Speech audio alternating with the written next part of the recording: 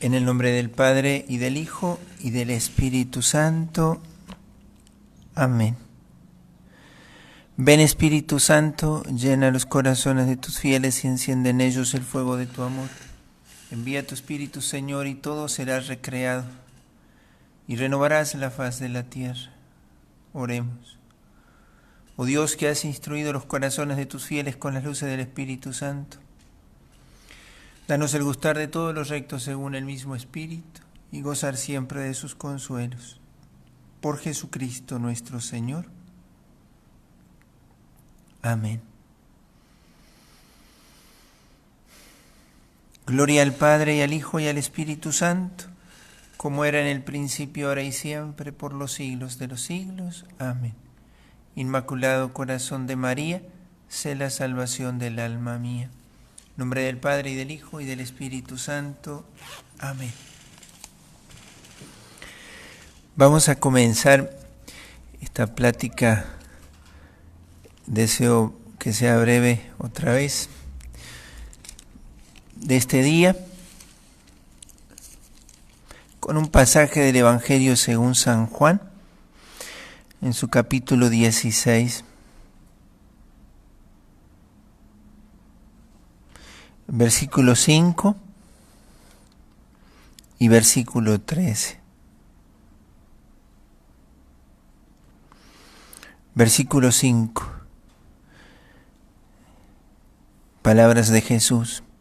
Ahora me voy al que me envió, y ninguno de ustedes me pregunta, ¿a dónde vas?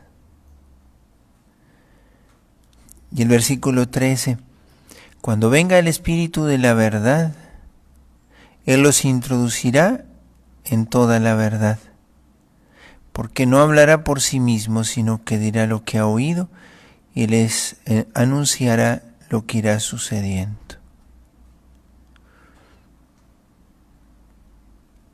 Palabra del Señor. Gloria a ti, Señor Jesús.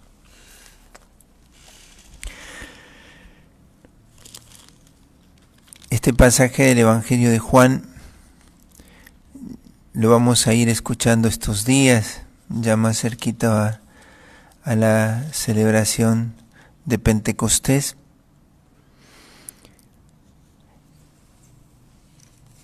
Nos sirve para poder introducirnos en el tema de hoy, el Espíritu Santo, hacedor de nuestra plegaria.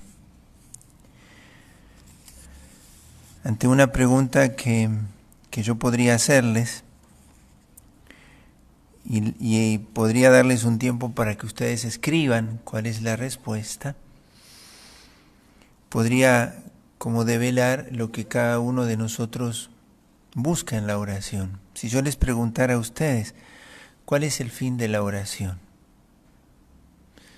Si yo les dijera, tómense ahora 20 segundos, 30, y anoten y hagan la prueba, ¿no?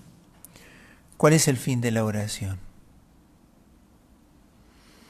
No sé cuál sería la respuesta de ustedes, pero en la oración del corazón, pero en toda oración, el fin de la oración somos nosotros mismos. Si uno pondría la mirada o la atención en lo que debería acabar la oración debería acabar haciéndonos a nosotros mismos. No es que la oración es una cualidad que viene a adornar la vida espiritual.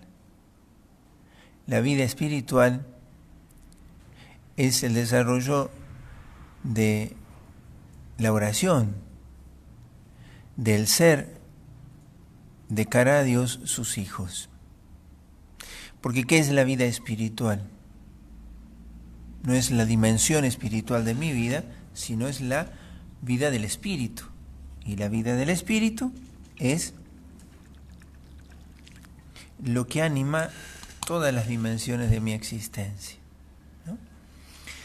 Entonces, teniendo en cuenta este principio claro de la oración, que es el principio claro del orante, ¿qué es lo que yo busco en la oración ser? lo que he de ser.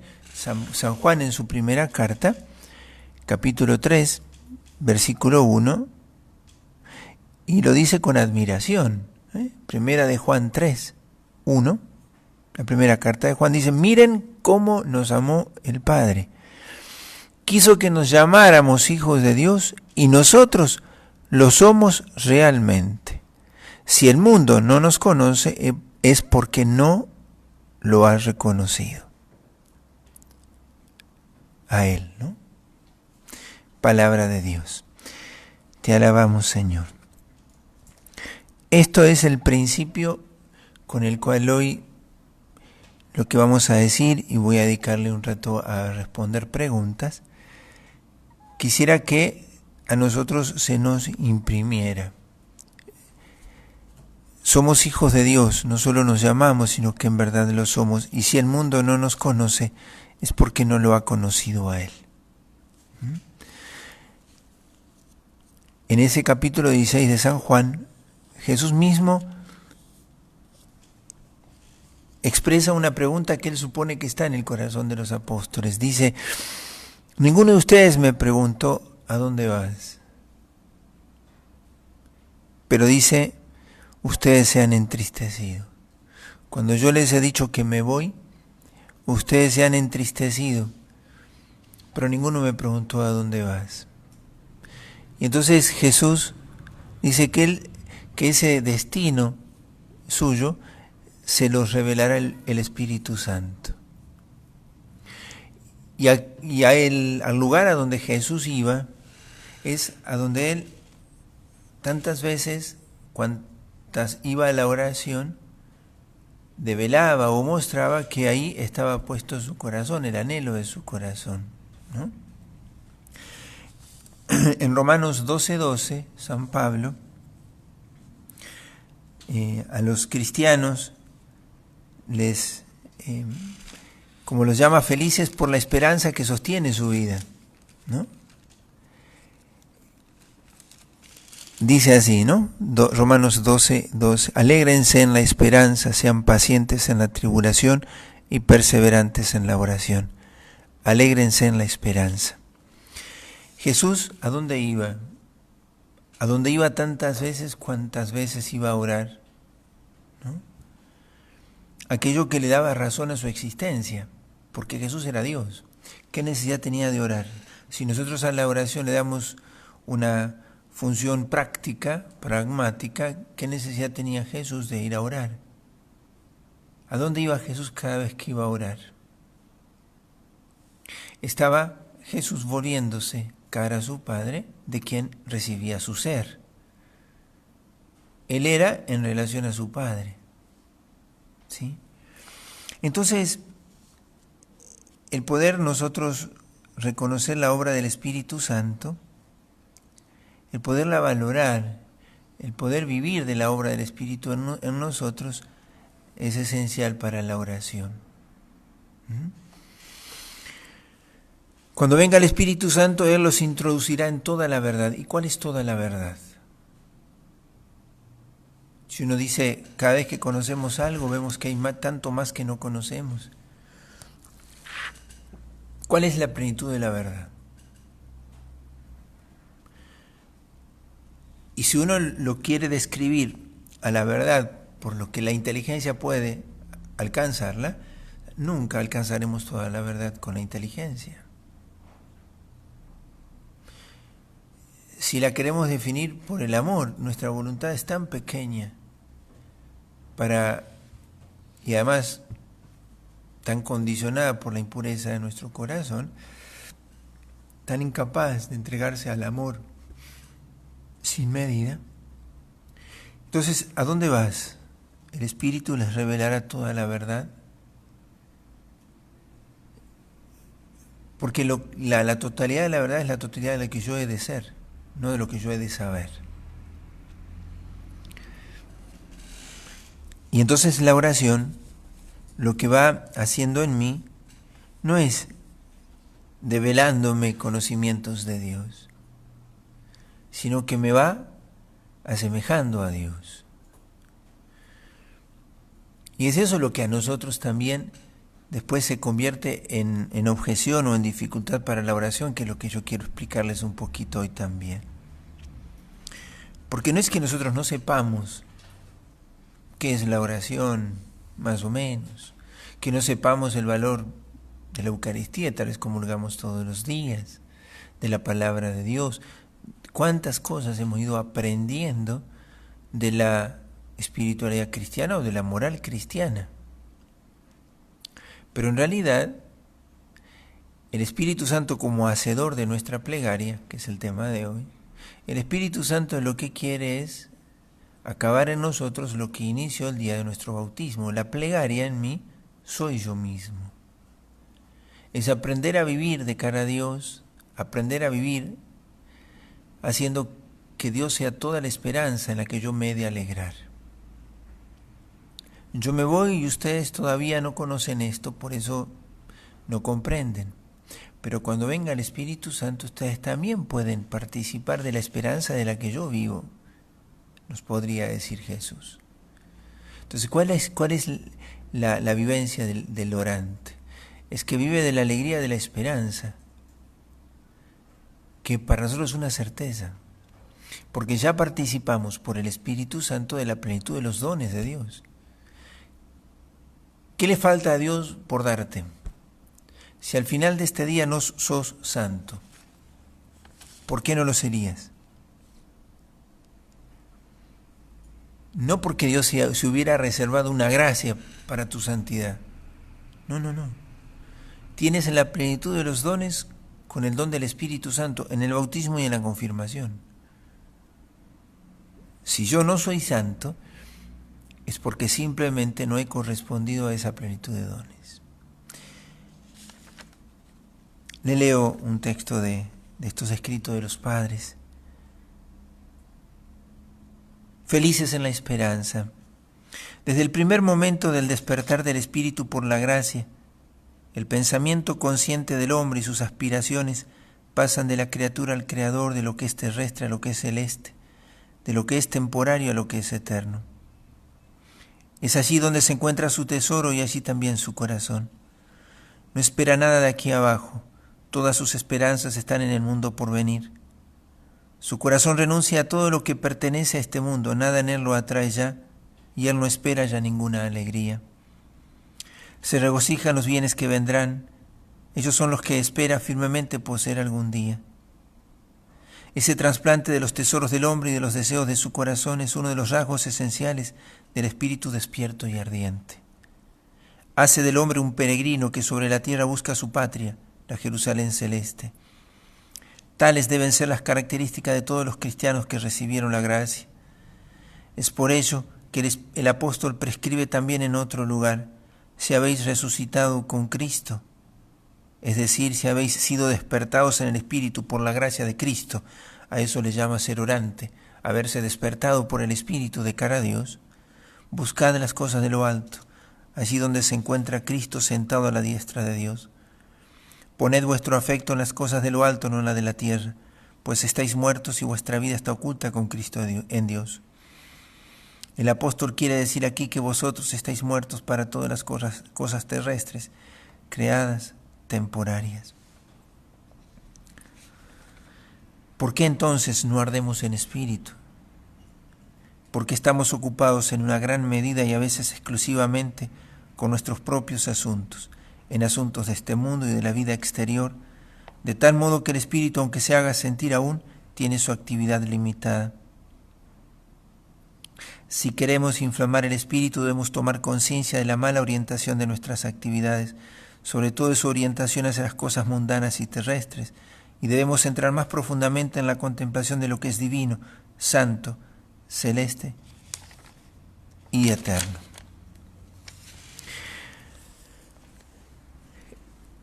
El Espíritu Santo como hacedor de nuestra plegaria, el Espíritu Santo es el artífice de nuestra santidad. La vida del Espíritu, la vida en el Espíritu de Cristo es esto, es que el Espíritu pueda en nosotros llevarse como a plenitud lo que Él inició ya haciendo en nosotros el día de nuestro bautismo. Entonces, ¿cuál es el fin de la oración? y diríamos el fin de la oración del corazón, pero el fin de la oración somos nosotros mismos. Y pues si el fin de la oración no es Dios, ¿y de qué manera Dios es glorificado? Cuando le decimos palabras lindas, cuando les cantamos canciones conmovedoras, cuando exclamamos gritos o peticiones. Dios es glorificado cuando le correspondemos en el amor, y eso es fruto del Espíritu Santo. La gloria de Dios es que nosotros vivamos de la vida del Espíritu. Entonces, comprender que el Espíritu Santo quiere acabar eso en nosotros. Y entonces, ¿por qué lamentarnos cuando en la oración del corazón nosotros sentimos que hay poco fruto? O sea, no hay tanta atención, nos aburrimos un poco, nos acechan un montón de imágenes, distracciones. Y tiene que ver con que nosotros estamos muy apurados por ver el fruto, por lo que decía recién este escrito de los padres, ¿no? Nosotros todavía estamos con un corazón muy apegado a las cosas terrestres y no a las celestes. Cuando no, a cosas mundanas y no solo del mundo, ¿no? Mundanas, aquellas que están viciadas por el espíritu del mundo que nos ciega al hacernos de alguna manera avaros de ellas. Entonces, esto es lo primero. El Espíritu Santo nos fue dado, ¿sí? Y con él el amor de Dios ha sido derramado en nuestros corazones. La plenitud del ser nuestro es la plenitud del Espíritu a sus anchas. Como en Cristo, que el Espíritu lo impulsó al desierto, el Espíritu lo impulsó a la cruz, el Espíritu lo resucita. El Espíritu a Cristo le hace vivir en su iglesia, la que se manifiesta por la efusión del Espíritu Santo. Es Cristo expandido, la iglesia. Yo les voy a dar unos textos bíblicos. Bueno, el que ya les dije, Juan 16, 5, del 13 al 15. Y estos son textos largos, pero que quisiera que lo leyeran como lo estamos diciendo ahora. Ese capítulo 8 de la carta a los Romanos, Romanos 8. Un capítulo donde el Espíritu del Señor aparece allí, no solo nombrado, sino en su accionar, ¿no? Es el que nos hace clamar a Dios llamándolo Padre. Pero ese capítulo 8 a los Romanos es un capítulo del Espíritu Santo. Romanos 13, 8. La única deuda que tengas con los demás sea el amor. Y el amor no es algo distinto de lo que yo soy, porque no son las obras del amor, sino es el amor hecho obra. Y entonces el amor se servirá de mí para manifestarse. Mis deseos, mis palabras, mis acciones estarán inspiradas en ese amor. Mi deuda es lo que soy. Efesios 4, lo mismo, ¿no? De San Pablo, otro capítulo donde de alguna manera describe la condición mía de ungido, de bautizado, de consagrado. Colosenses 3, del 1 al 17. Recién leíamos un trocito aquí de este escrito de los padres, pero esto es más largo, ustedes lo van a leer allí. Y primera Tesalonicenses 4, 8, que es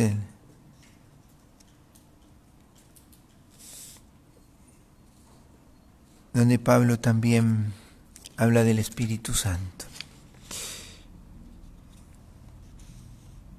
Esto para que ustedes cuando tomen esta pequeña plática y la quieran masticar, no es un estudio, les vuelvo a repetir, sino es plantearles principios, sostenerlos a ustedes en este propósito de embarcarse en la oración del corazón, una oración simple.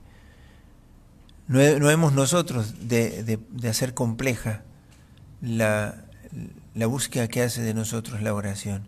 O sea, nosotros tenemos que hacer simple el modo nuestro de disponernos a que la oración pueda manifestarse. Crean en el Espíritu Santo. lo confesamos en el credo, ¿no es cierto? Pero mucho más que la confesión de fe, esa confesión de fe es un estilo de vida. El Espíritu Santo en nosotros puja por no manifestar solo una plegaria con mi lengua, ¿no? Sino hacer de mí algo que glorifique al Padre, ¿sí? Entonces, algunas dificultades a todo esto, porque naturalmente nos nacen dificultades, objeciones a partir de las dificultades que tenemos al pensar en esta oración. Una de las dificultades es que somos avaros, apurados por la eficiencia o por la eficacia. Eso queremos frutos ya. Quisiéramos ya no estar sufriendo esos defectos que tenemos en la oración, distracciones, imágenes que nos persiguen, el cansancio, el sueño, el fastidio.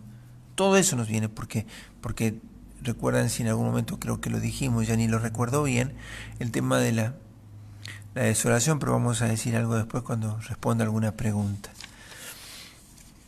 Pero viene la desolación, hay días que tengo ganas de orar, hay días que no tengo ganas de orar, y no por eso he de dejar de orar, porque no soy menos cuando combato en la oscuridad que cuando combato en la luz. La desolación es un estado de oscuridad, pero no es que yo he consentido con la oscuridad del pecado. La desolación es de alguna manera la ausencia de consolación y de luz y de claridad en la vida interior.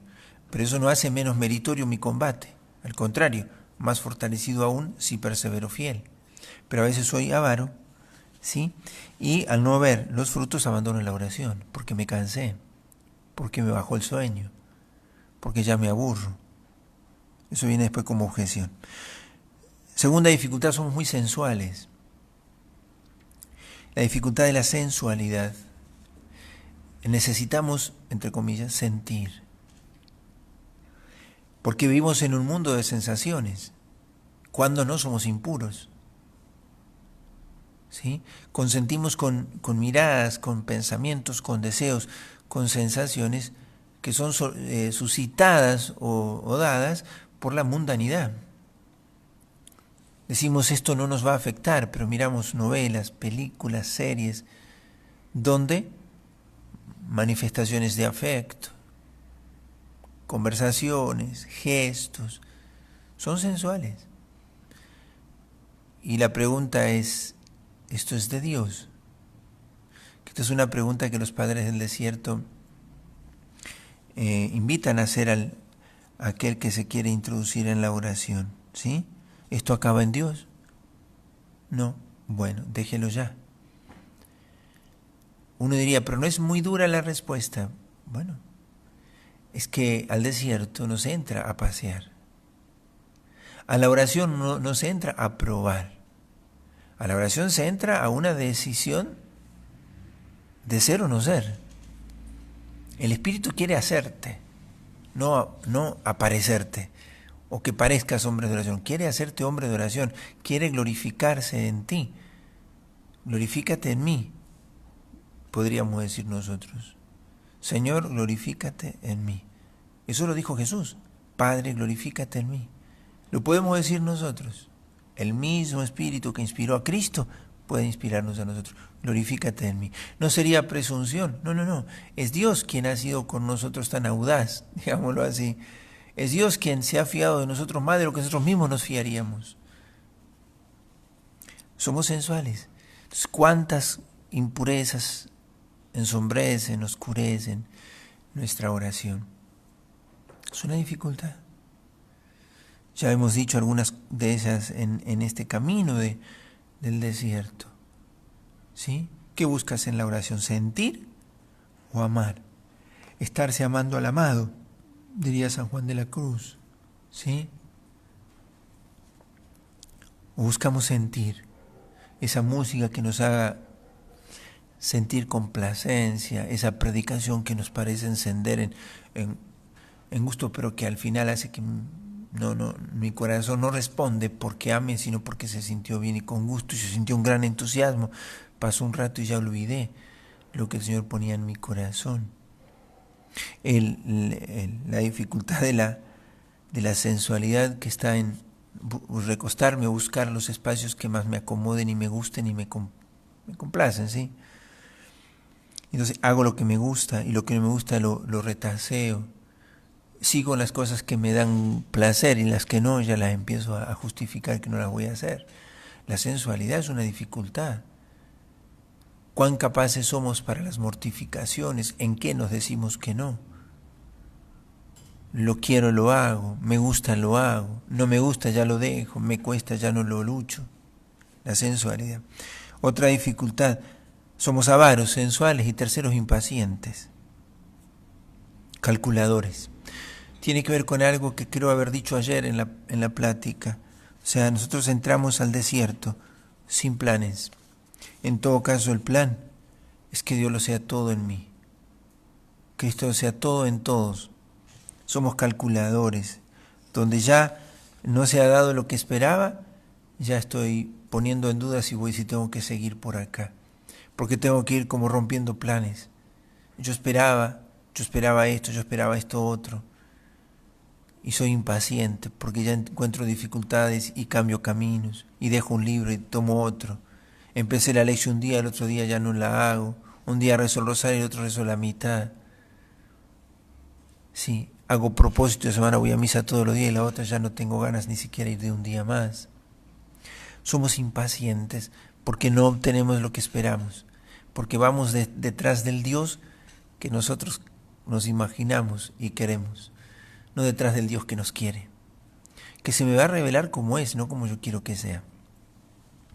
Y las objeciones, y digo solamente 3 dificultades como para simplificarlas, puede ser que haya otras y las hay, pero yo para no hacer largo esto no quiero ya estirar mucho más. 3 objeciones, que es una oración, la oración del corazón es oración aburrida. Me canso de repetir siempre lo mismo. Sin embargo, hay muchas cosas que repetimos todos los días y no nos aburren. Nosotros habitualmente todos los días repetimos hábitos, acciones. Nadie se aburre de abrir el teléfono todos los días. Y no lo abrimos solo un día, solo una vez, ¿no? ¿Cuántas veces se abre el teléfono? No nos aburrimos. No nos aburre sentarnos todos los días a comer. No nos aburren ciertas actividades que nos son, entre paréntesis, placenteras. La oración es aburrida, la oración del corazón muy rutinaria. Repetir siempre lo mismo. ¿Por qué? Porque atenta contra nuestro cálculo, contra nuestra programación y contra nuestra sensualidad. Es una oración que libera de toda ambición. Es aburrida. ¿Por qué? Porque ahí no deviene en otra palabra. No. Yo no tengo que preocuparme si detrás de la oración del corazón tengo que decir muchas cosas. No. La oración del corazón, el vivir durante el día invocando el nombre del Señor muchas veces y descubriéndome delante de Él y descubriéndome yo o sorprendiéndome yo al ver que la oración me sorprendió a mí y brotó sin que yo la provocara. Señor Jesús, ten piedad de mí, pecador. Me insultan y yo rezo así. Me alegro y yo rezo así. Me despierto y rezo así. Camino y rezo así. Y me tomo esos 3 segundos que me lleva a aspirar y expirar. Es aburrida, porque no tiene la eficacia de la que nosotros estamos acostumbrados. O más bien no me paga como yo quisiera. Entonces es rutinaria, porque también me hace morir a mis medidas. Segunda, otra objeción que le ponemos es ineficaz. Sí, pero al Señor aquí no hago más que invocarlo en su nombre y pedir misericordia, ¿no? Y me voy de esa hora de hacer la oración del corazón, a la que yo les invito que se animen a empezar a hacerla, todos los días 1 hora, o por lo menos media hora, cerrar y callar todo, o empezar a iniciar el día con los primeros minutos de oración del corazón, los últimos minutos del día, ¿no? La ineficacia, porque no saco nada en concreto. No es que saco un propósito para cumplir. Esta oración no es para eso. El propósito es que el Espíritu te haga. Eso es. Porque que la plegaria brote y la plegaria se manifieste, no es que simplemente brote la palabra, sino que devengas en un hombre que ame a Dios con todo su corazón.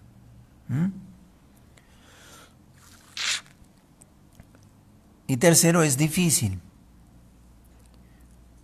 ¿Por qué? Porque estoy muy ocupado durante el día, no me acuerdo de hacerla, me vienen muchas distracciones. Es difícil. Y es difícil, en esto yo se los admito y se los consiento, porque orar es lo más simple, pero es lo más difícil. ¿Sí?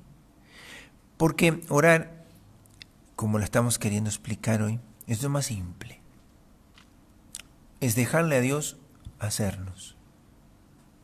Dios está más empeñado en completarme, en hacerme, en manifestarse en mí que yo mismo. Ahora, qué difícil es que yo muera a mí mismo. Es lo más simple, pero es muy difícil. Porque seguimos nosotros anteponiendo a lo que leíamos recién, la esperanza de cielo, la esperanza de tierra. No es que no debamos ocuparnos de las cosas de la tierra, no. Ya lo hemos dicho, nuestro camino al cielo pasa por aquí, cada uno tiene su propia historia, su familia, sus dificultades, sus desafíos, sus fracasos, sus miserias, sus heridas, sus cargas. Yo no digo que no sea difícil, es difícil. Pero si nunca nos embarcamos en esta oración simple, nunca conoceremos el fruto de ella, el provecho de ella. Porque justamente es difícil orar, la debemos hacer más simple a la oración. La debemos hacer mucho más del corazón. Ya demasiada carga tenemos con todo lo que tenemos que resolver de nuestra vida. En la cuestión moral, en la cuestión fraterna, relacional, cuántas cosas. ¿Cómo hacer que mi corazón se haga más sencillo? Cuando vayas a la oración, ¿por qué te apuras en hablar y decirle a Dios muchas cosas? ¿Por qué no haces el ejercicio de decirle una sola? Como el publicano: Señor Jesús, ten piedad de mí, pecador. Todo lo demás lo sabe el Señor. Pero que vos le manifiestes al Señor esa total disponibilidad. Eso es lo que le permite a Dios hacer lo que quiere. Repetírtelo 1000 veces, repetírtelo 1000 veces. No tardará Dios, no demorará Dios, ¿sí?, en salir como Padre misericordioso a acabar la obra y abrazarte. ¿Por qué en nosotros no se da la madurez muchas veces en la vida espiritual? Porque está tan llena de nosotros mismos nuestra plegaria y nuestra oración constante, esa oración que hacemos habitualmente. Vamos a la meditación, lecturas, estudiamos y queremos llenar de tantas cosas nuestra oración. ¿No será que está muy llena de nosotros mismos? Y al final más hablamos de nosotros y a nosotros que de Dios y a Dios. No estamos siempre pendientes más de nuestras cosas que de Dios en la oración. La gran respuesta a toda objeción es Romanos, ya lo decíamos recién, la única deuda sea la caridad. La respuesta a toda objeción es la caridad. ¿En qué sentido? ¿No? De que el Espíritu quiere hacerte así. No es que por la oración del corazón vas a ser más lúcido para decir más cosas de Dios. No, recuerden al comienzo, cuando hablábamos de los padres del desierto, ¿en qué devenían los hombres de oración? En hombres de Dios. ¿Cómo se les llamaba? ¿Recuerdan? Los teóforos. ¿Sí? Portadores de Dios. Entonces, ¿en qué deviene el orante? En hombre de Dios. ¿Y qué es el hombre de Dios? ¿El que sabe decir mucho de Dios? No. El que está encendido en el fuego del Espíritu Santo, que es el amor de Dios, Romanos 5:5. Y con esto, ¿sí?, lo del tema de hoy, sencillito, ¿sí? El Espíritu Santo quiere hacerte una plegaria, ¿sí? Quiere hacerte a vos mismo y está empeñado en ello. Recibiste el Espíritu y todos los dones, la plenitud de los dones están. En la iglesia eres un don para el enriquecimiento del cuerpo místico. No lo calles, no lo adormezcas, no lo mates, no apaguen la mecha del Espíritu, lo dice San Pablo. Yo ahora voy a responder algunas preguntas de lo que ya hemos hablado, y ya de no haber preguntas, hoy sería la última plática. Si me parece que hay alguna pregunta que debiera responder mañana, lo haremos, pero ya con esto, respondiendo a estas preguntas que son las que tengo, vamos a dar por finalizado las pláticas sobre la mística del desierto, y hay muchísimo más.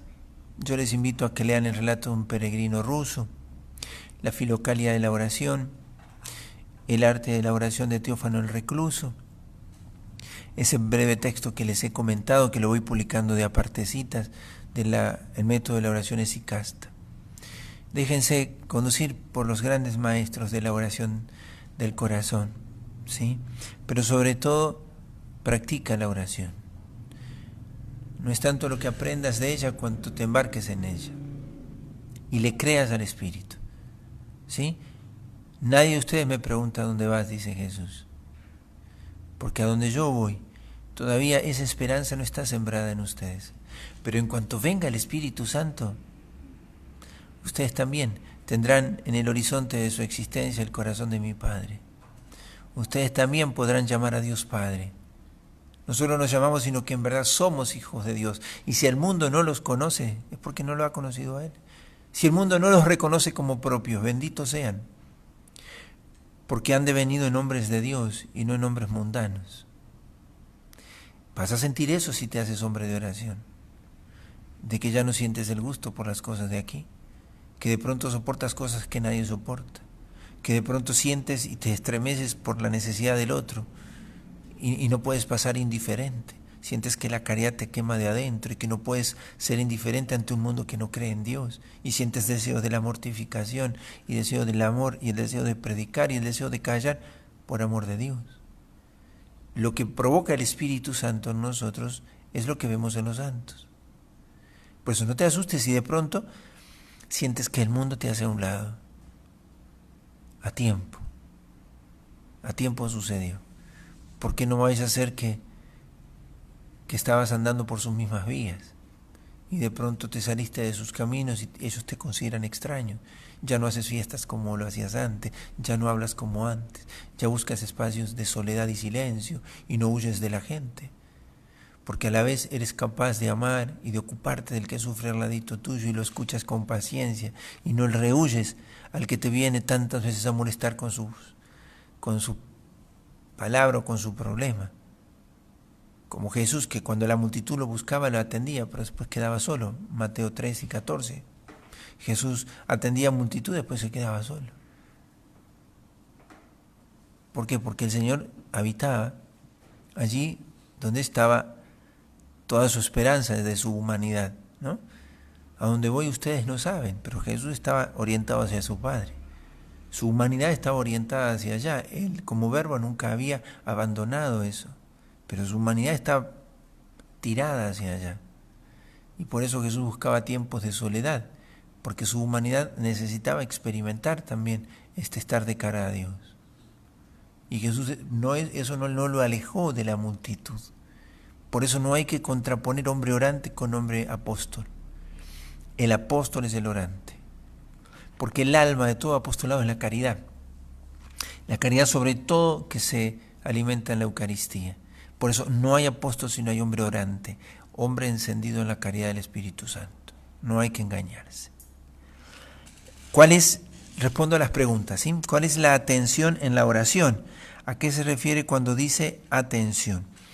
La atención en la oración, vale lo que decíamos hoy, no es que la atención intelectual la tiene uno está siempre pendiente con la atención de aquello que en la oración se hace necesario, ¿no? Cuando yo digo atención en la oración, es lo que en verdad me habita o en lo que habita mi corazón. Les pongo un ejemplo. ¿Cuál es la atención que debemos cultivar? Es la atención del amor. Cuando me hablan de una persona extraña, no hay algo en mi corazón que me haga para con esa persona sentir un vínculo que me despierte en afecto, en gozo. No, la atención del corazón es ese corazón que está de alguna manera habitando en lo que ama. Y cuando eso que amo de pronto me lo recuerda a la memoria, no solamente que hay una atención interior, sino que mi corazón se goza. El hombre que está atento en Dios se goza, por ejemplo, de un lindo atardecer, pero ¿qué le nace? Señor Jesús, ten piedad de mi pecador. ¿Por qué? Porque toda memoria le sirve para recordar, de alguna manera, o para despertar lo que a su atención guarda. ¿Dónde está su corazón? En lo que ama. Ahí está su atención. Entonces, una mamá que hace todo lo que hace, lo hace por atención a sus hijos. Y no es que se lo está diciendo todo el tiempo. Ama a sus hijos y todo lo que hace es porque de alguna manera sus hijos poseen su corazón. Y se goza de poderlo hacer. Entonces, la atención es así donde está puesto el corazón. Segunda pregunta, ¿qué es dejarse ganar por la oración? Dejar que la oración haga sus planes conmigo. ¿Qué es dejarse ganar por la oración? Lo mismo, sin darme cuenta de las preguntas, lo que decíamos hoy, lo que decíamos recién. ¿Qué es dejarse ganar por la oración? Es dejar que el Espíritu haga en nosotros todo lo que está llamado a hacer. ¿Qué es dejarme ganar por la oración? Ser lo que he de ser frente a Dios. Porque de nada sirve decir palabras lindas a un Dios a quien yo no correspondo con el amor. Entonces, ¿qué es dejarse ganar por la oración? Que el Espíritu acabe lo que ha iniciado conmigo. La conciencia de ser, mucho más que del hacer. ¿Qué de ser? Cuando voy a la oración, me ha de importar mucho más de estar que de hacer o decir. Mi recogimiento. Cuando yo voy a orar, aun cuando no haga oración del corazón, pongamos que usted hace meditación, ¿cuánto tiempo debes dedicar a recogerte? Si tienes, pongamos un ejemplo, 1 hora de oración, ¿cuánto tiempo tienes que dedicar a recogerte? ¿Cuántos necesitas para recogerte? Y si son 59 minutos, 59 minutos. ¿No es cierto? ¿Por qué? Porque a Dios, ¿qué le basta para manifestarse? 1 instante es 1000 años para Él, ¿no? O 1000 años es 1 instante. Dios necesita que no le cubras la boca de tu corazón para que Él se vuelque, nada más. ¿Y Él cuánto tiempo necesita? En Dios no se mide por el tiempo, ¿no? En 1 instante. Pero si tu corazón no está disponible, no está recogido, entonces para nosotros este es ser, el estar en la presencia del Señor. Y durante el día, déjate sorprender por la oración que te habita. Déjate ganar. Ante una adversidad puedes renegar, enojarte y alimentar ese enojo, alimentar ese pensamiento de enojo que viene, o decir, Señor, ten piedad de mi pecador. Tienes razones 1000 o 999 para enojarte y una para no. De que Dios lo permite, y si lo permite su gracia no te falta. Pero lo que pasa es que otra vez los acontecimientos los medimos como que no están en los planes de Dios. Como si cada escupida o cada golpe que le dieron a Jesús no estaban en los planes de Dios. ¿Dios los quería? No. Pero ¿por qué no se ahorró algunas de esas escupidas, golpes y los planes de Dios?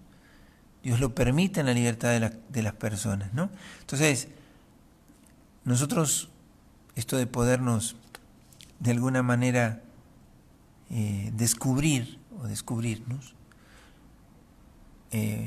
o vernos delatados frente a nosotros mismos de que yo tantas veces he respondido enojándome y ahora no lo hago.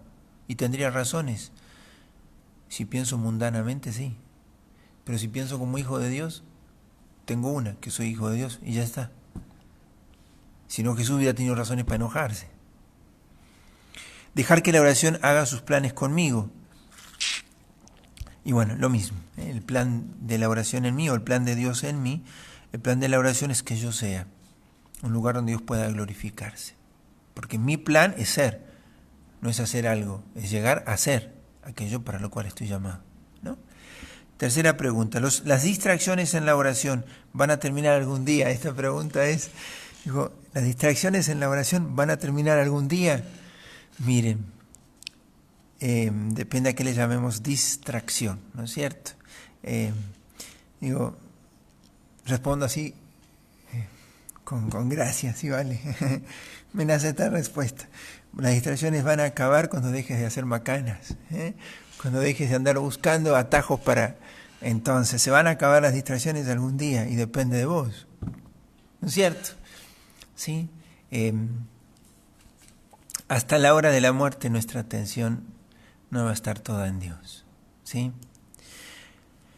Por eso a los santos les pesaba tanto decía Santa Teresa, Juan de la Cruz, muero porque no muero, porque todavía tengo que atender que tengo que morir, una cosa así, ¿no? Muero porque no muero, tengo ganas de morir y no me muero, ¿no?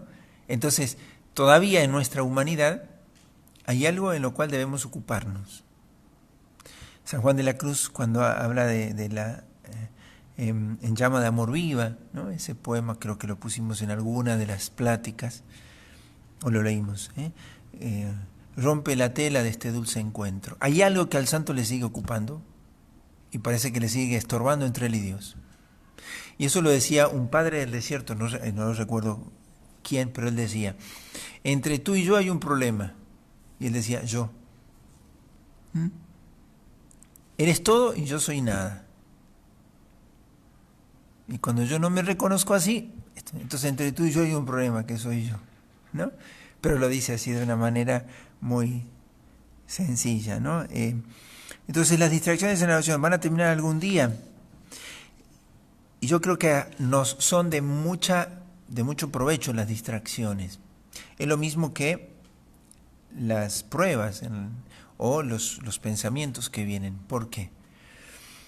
Porque a nosotros las distracciones nos permiten volver a ejercitarnos en la atención. De pronto me sorprendo distraído y entonces, ¿qué recuerdo? ¿Dónde quiero que mi corazón habite? Y entonces la misma distracción se convierte en una ocasión. Distinto es cuando la distracción en mí provoca ese enojo de mi soberbia, que me dice, pero ¿cómo yo voy a estar distraído en la oración? ¿Cómo voy a estar? Y entonces, en vez de volver enseguida a Dios, me fastidio por mi orgullo, por mi vanidad. Ahí es distinto, porque ahí pierdo la oportunidad.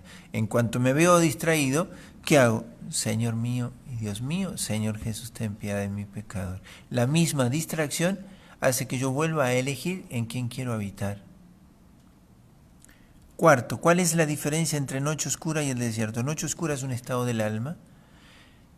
La noche oscura es el estado de desolación, diría San Ignacio.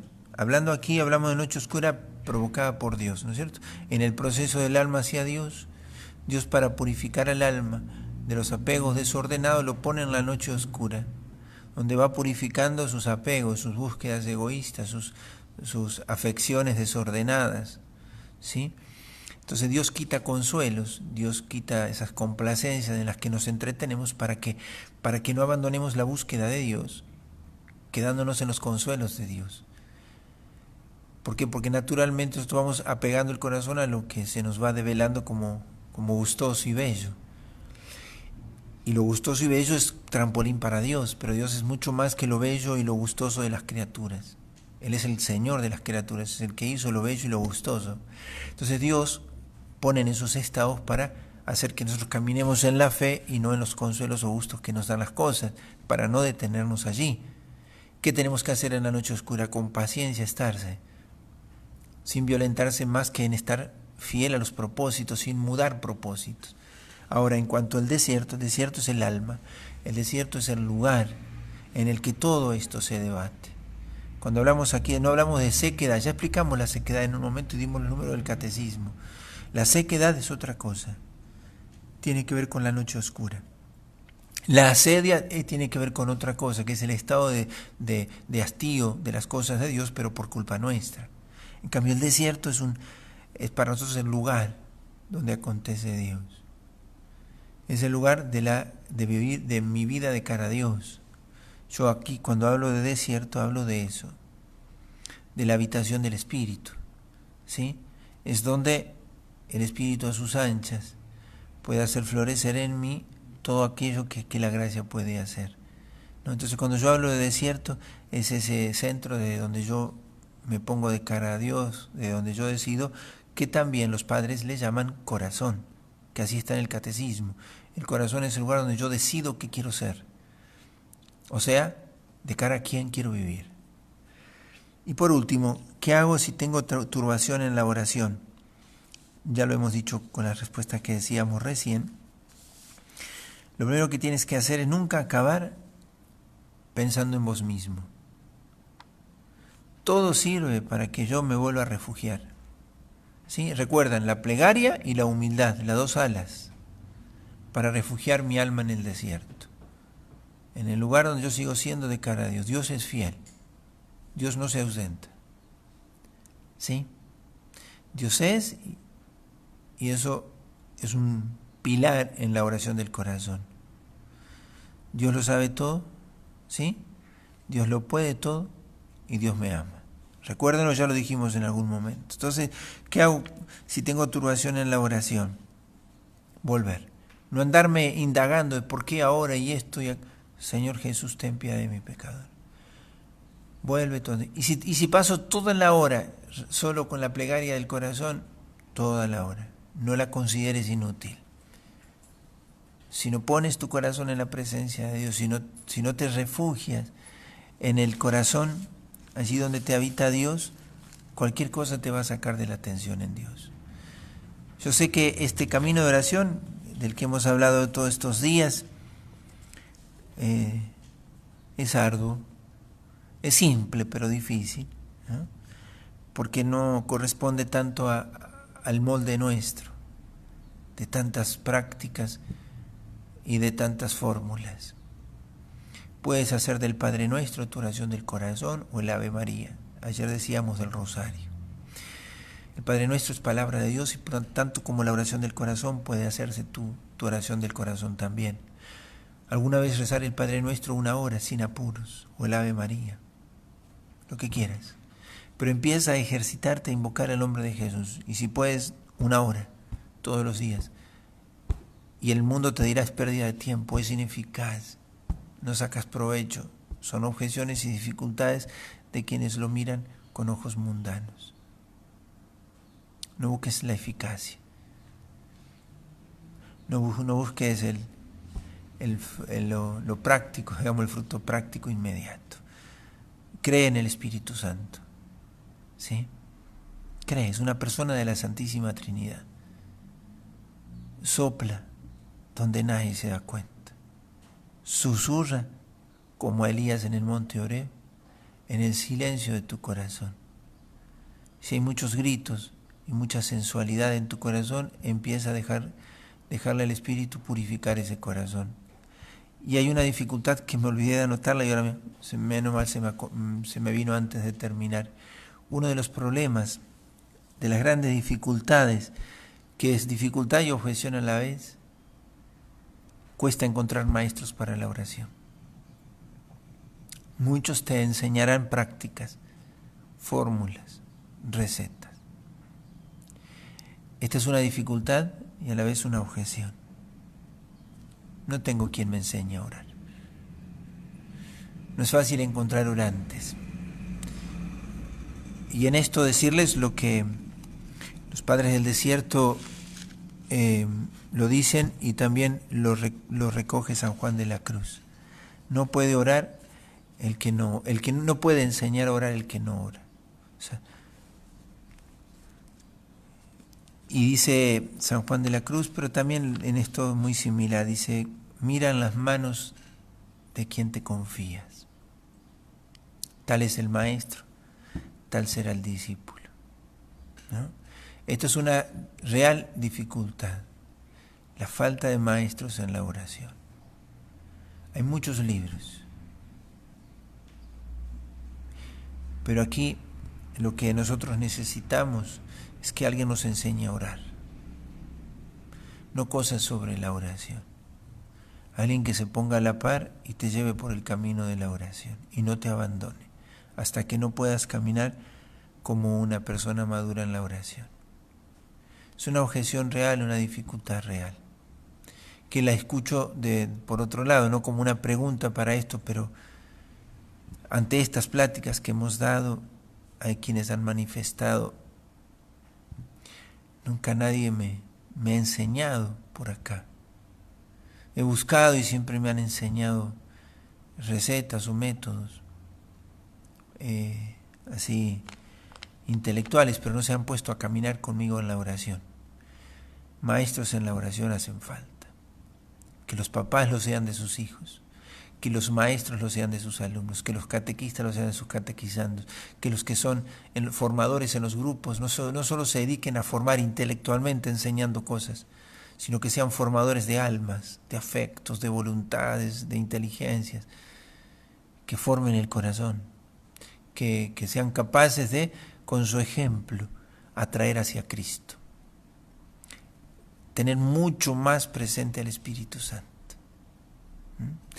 Bueno, hacemos una oración, le confiamos todo lo que hemos compartido estos días a la Santísima Virgen, en la que Dios ha hecho también como ha encontrado sus deleites, sus delicias, ¿no? En la Virgen Dios ha hecho reposar la oración constante, ¿sí? La oración del corazón habitó y habita en el corazón de la Virgen, ¿no? Ella es llena del Espíritu Santo, es llena de la oración constante, ¿sí? Ella es la omnipotencia suplicante, dice San Bernardo, ¿no? Pero para nosotros ella es el lugar de la oración incesante. ¿Por qué? Porque el Espíritu nunca dejó de estar encendido en ella. Dios te salve María, llena eres de gracia, el Señor es contigo. Bendita tú eres entre todas las mujeres y bendito es el fruto de tu vientre Jesús. Santa María, Madre de Dios, ruega por nosotros pecadores, ahora y en la hora de nuestra muerte. Amén. Inmaculado Corazón de María, sé la salvación del alma mía. El Señor los bendiga, en el nombre del Padre, y del Hijo, y del Espíritu Santo. Amén.